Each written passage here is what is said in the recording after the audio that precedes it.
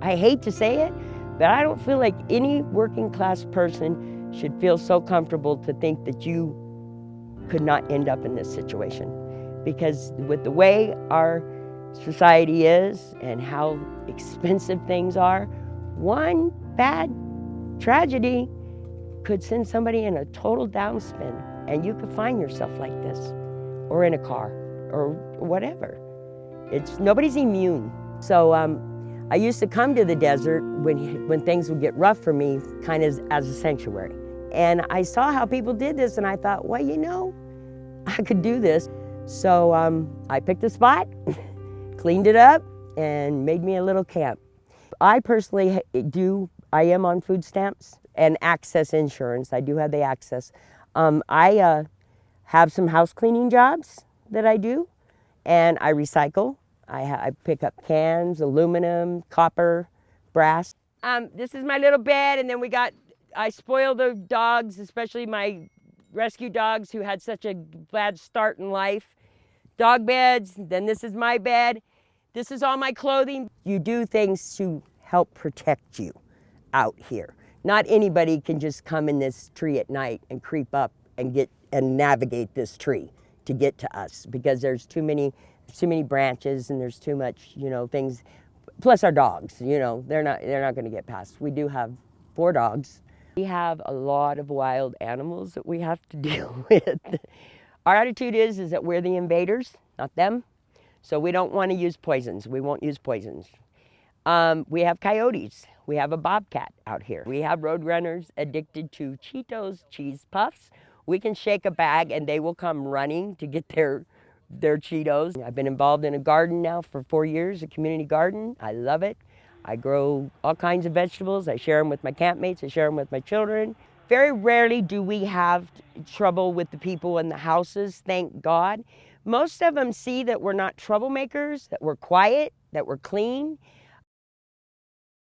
This time I was like 47 when I hit the streets this round. And I've now been in this for about 7 years straight. I just had to break that cycle of living in abuse and being controlled and having no self-esteem, no confidence. The reason I finally made the break was because twice I saw my life ending. So, I mean, when you see your life gonna end for something so stupid, your courage, your fighting spirit, it better come out. Even though it's been beat on and subdued and trying to be taken away from you, when you see your life's gonna go, you know you gotta make some changes quick, or you're not gonna have your life. My teeth were really messed up. I had been hit in the mouth so many times that I was missing my 2 front teeth. And my biggest desire was to fix my teeth. I don't want to cry.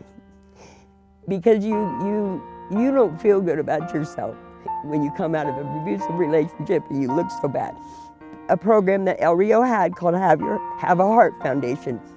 And I went and interviewed, and they qualified me, and they fixed my teeth. I had hidden from my family and gone away from my family, because that's the key to an abuser.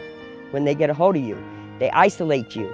They don't want you to have those ties, because then they might lose you and not be able to control you anymore. So I was ashamed. I was ashamed of choices I made, and instead of, I just got deeper and deeper. So when I broke free and was able to fix my teeth, I went back and reestablished my relationships with my family. I have a son. My son is getting his master's degree right now at the University of Arizona. Will be library sciences. He also is employed by the university. My daughter just recently had my first grandbaby, so I've got a grandson, and I'm so thrilled with that. She works for Starbucks, and my mom is on a fixed income, barely hanging on. My mom's barely hanging on. I have taken responsibility for my actions, for my mistakes, and for my bad choices the best I can. Why should my family take care of me for the bad choices I made? I don't believe that's right. Hi, good morning. Checking in on us. Urban campers. Hi dear, how are She's you? the greatest person ever.